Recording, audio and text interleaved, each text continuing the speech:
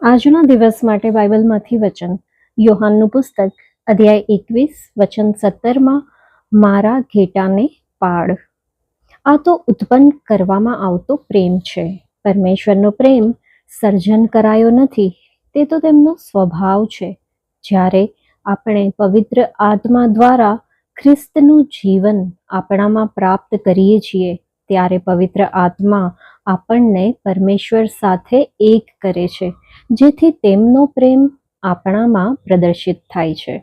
આપણામાં રહેતા પવિત્ર આત્માનું ધ્યેય આપણને ફક્ત પરમેશ્વર સાથે એક કરવાનું જ નથી, પરંતુ આ એક કરવાનું કાર્ય એવી રીતે કરવું કે જેથી આપણે પરમેશ્વર પિતા સાથે એવી રીતે એક થઈ જઈએ કે જેમ ઈસુ એક હતા. અને ઈસુ ખ્રિસ્તની પિતા સાથે કેવી એકતા હતી. પિતા સાથે તેમની એકતા એવી હતી કે જ્યારે તેમના પિતાએ તેમને આપણા માટે રેડાઈ જવાને માટે પૃથ્વી પર મોકલ્યા, તો તેઓ આજ્ઞાંકિત બન્યા. અને તેઓ આપણને કહે છે, જેમ બાપે મને મોકલ્યો છે તેમ હું તમને મોકલું છું. પ્રભુના વેધક પ્રશ્ન દ્વારા થયેલા પ્રકટીકરણને કારણે પિતરને હવે એ સમજ પડી હતી કે તે તેમને ખરેખર પ્રેમ કરતા હતા. પ્રભુનો બીજો મુદ્દો હતો, પોતાને રેડી દે. તું મને કેટલો પ્રેમ કરે છે તેની સાક્ષી આપીશ નહીં, અને તને હમણાં જે પ્રકટીકરણ પ્રાપ્ત થયું છે તેની ચર્ચા કરીશ નહીં. ફક્ત મારા ઘેટાને પાડ.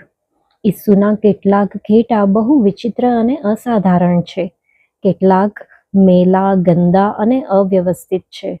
કેટલાક પરેશાન કરનાર અથવા મહત્વાકાંક્ષી છે, અને કેટલાક છે જે ભટકી ગયેલા છે. પરંતુ પરમેશ્વરના પ્રેમને ખતમ કરવો અસંભવ છે. પરમેશ્વરનો પ્રેમ મારા વ્યક્તિત્વના કારણે પહેલેથી ઉદ્ભવેલી મારી ધારણાઓ તરફ ધ્યાન નથી આપતો. જો હું પ્રભુને પ્રેમ કરું છું, તો મને મારી સ્વાભાવિક લાગણીઓ અનુસાર ચાલવાનો કોઈ અધિકાર નથી. મારે તેમના ઘેટાઓને પાડવાના છે. તેમણે આપણને જે ખાસ કાર્યભાર સોંપ્યો છે તેમાંથી છૂટી શકતા નથી.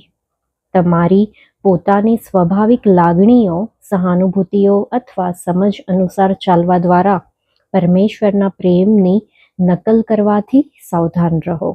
આવું કરવાથી પરમેશ્વરના સાચા પ્રેમની નિંદા અને તેનું અપમાન જ થાય છે.